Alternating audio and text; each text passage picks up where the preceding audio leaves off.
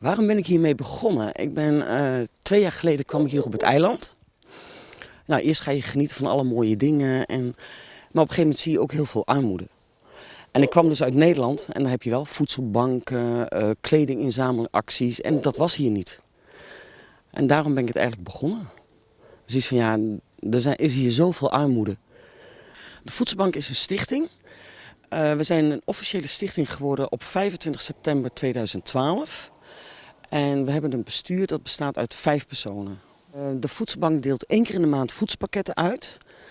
En dat doen we aan ongeveer 52 adressen. Het is een basispakket waar de mensen ongeveer 2 weken voor kunnen eten. En daar zit rijst in, functie, melk, sap, suiker, koffie, thee. Dat proberen we dus er allemaal in te stoppen. Want hoe komen jullie aan de boodschappen? Wij gaan dus ook 1 keer in de maand inzamelen bij de supermarkten. Meestal bij Van der Twil of bij het warehouse. En zo krijgen wij dus voedsel waar we de pakketten mee kunnen samenstellen. En jullie krijgen dan genoeg donaties om de pakketten te kunnen samenstellen? Soms wel. Maar als we tekort komen, mensen geven ook geld in plaats van producten. En daar kopen we dus het aanvullende van. Wat we tekort komen, dat kopen we van dat geld wat we gedoneerd krijgen. En hoe komen jullie aan de adressen van de mensen? Dat krijgen we via de kerken en instanties zoals een Forma. En die leveren onze adressen aan.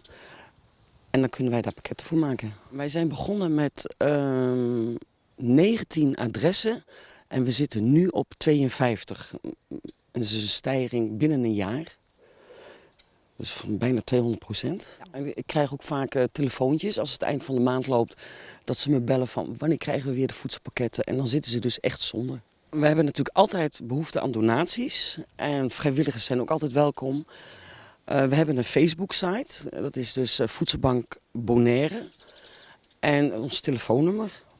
En dat is 795-4007. En zo kun je altijd Voedselbank bereiken. Als mensen thuis denken van nou, ik heb eigenlijk ook behoefte aan een voedselpakket. Kunnen ze jullie dan ook bellen? Of zeg je van dat moet via een instantie? Nee, je kunt ons gewoon persoonlijk bellen. Het enige wat we dan doen, dan gaan we als bestuur zijnde even kijken of het echt nodig is. En als dat dan blijkt dat mensen echt een voedselpakket nodig hebben, dan krijgen ze gewoon een voedselpakket. Het hoeft niet via kerken of een stichting of Forma of wat dan ook. Kan ook gewoon persoonlijk naar de voedselbank.